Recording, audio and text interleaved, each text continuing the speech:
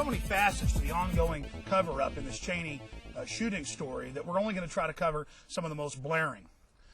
Number one, they kept the police out who tried to come in that afternoon after he'd shot Mr. Whittington from 5:30 in the afternoon until 8:30 the next day. Now, that makes Cheney above the law.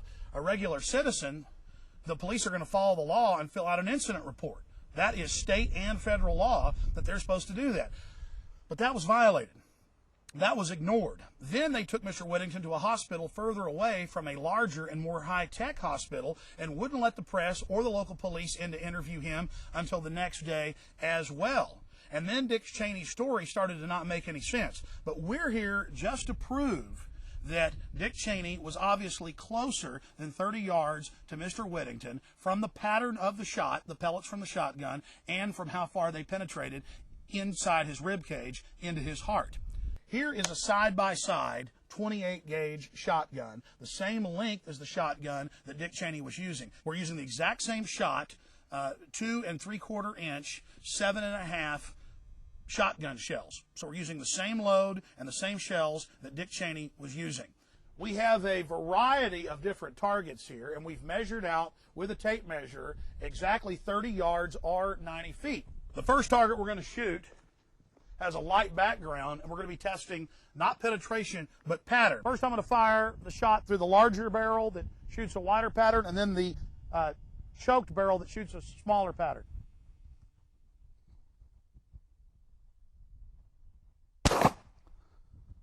Now, there are around 100 BBs in here, and as you can see, there's about 50 BBs there.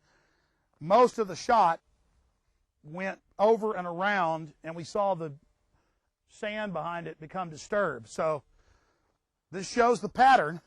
We're hearing that it was a focused pattern with dozens and dozens of BBs from here to here, a foot.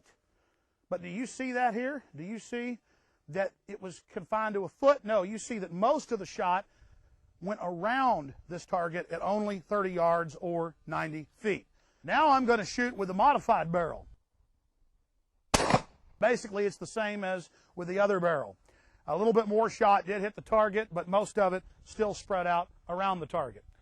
We've got Bob here, and he is a kickboxing dummy, and he's now served his usefulness for that, and we're going to use him as part of our scientific test here. Mr. Whittington was wearing 3 layers of clothes, the press has reported, his undershirt, his jacket, and the safety vest. We're only going to put 2 layers of thin clothing on Bob here as part of our test. Okay, now Bob, the kickboxing dummy, just to get the pattern as it hits the human body.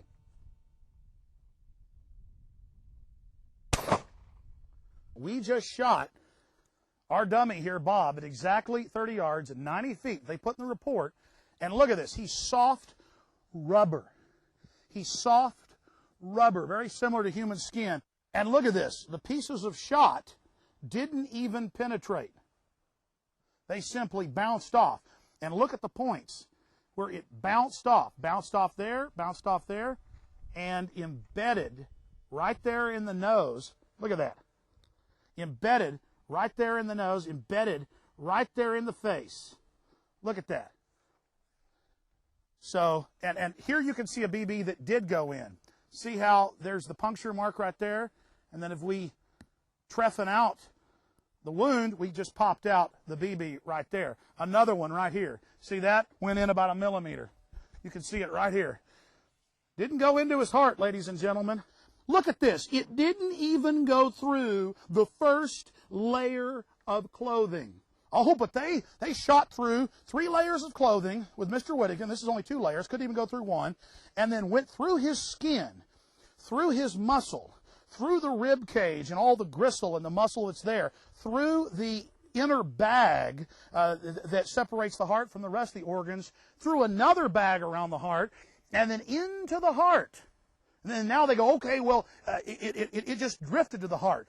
It still would have had to shoot through all of those other layers. It's total propaganda. We were just looking at the ballistics of how far the pellets, the projectiles, went. Some of them wouldn't even go through the clothing and got stuck. Some went in about 1/10 of a millimeter, some about 1 millimeter. Now, Look at the pattern here, though. Mr. Whittington was hit, according to the medical reports that have come out, by a mass of BBs confined to an area about a foot to 13 to 14 inches maximum, but just about a foot, from the cheek down to his lower chest. This area right here. But when we shot from 30 yards, most of it went past and over and around the dummy, and that's why you saw the disturbance of the sand and gravel behind it.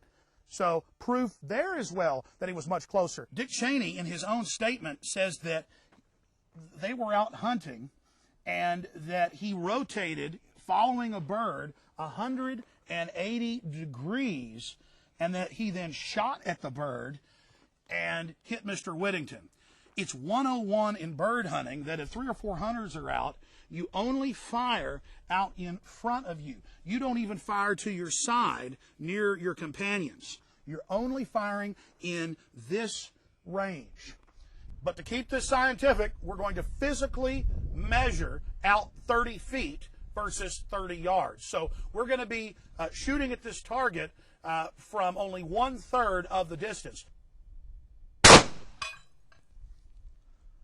Okay, that's at 30 feet.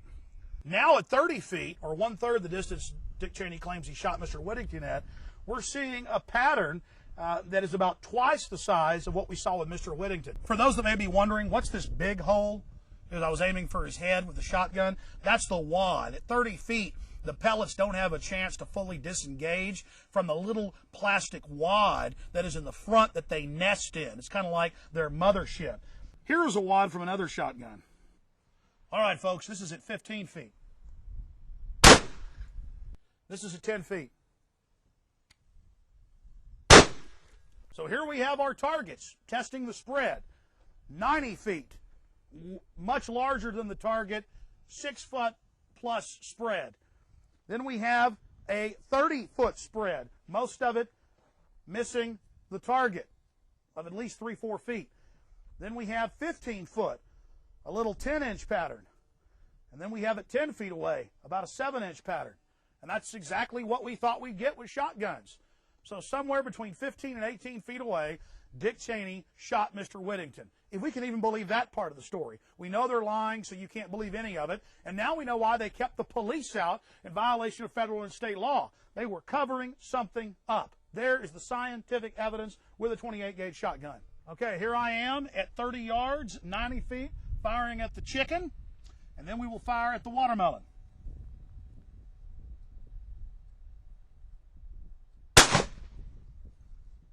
Okay, and now the watermelon at 30 yards.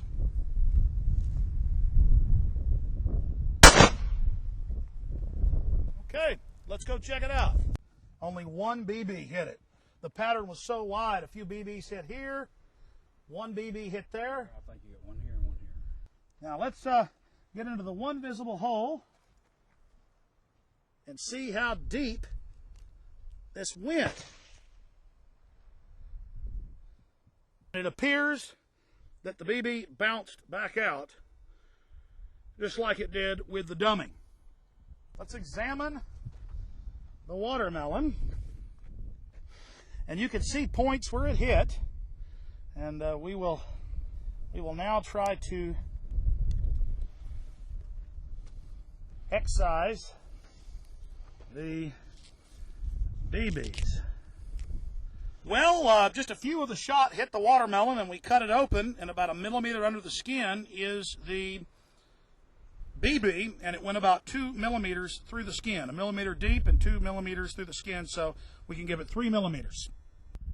Well, at the conclusion of this test that we tried to conduct as scientifically as possible with the numbers that Dick Cheney gave the public, this much is clear. He shot Mr. Whittington from 15 to 18 feet instead of 90 feet away, as he claimed. And the farthest that these BBs at 90 feet go into a watermelon and into a Cornish game hen or small chicken is 3 millimeters as well. So 3 millimeter penetration maximum. Some simply bounce off or embedded in the flesh because some pellets get more acceleration than others, and a much wider circumference than they reported. Bottom line, our common sense was right. As hunters, we knew this was a complete fraud and a lie. That's been proven here today.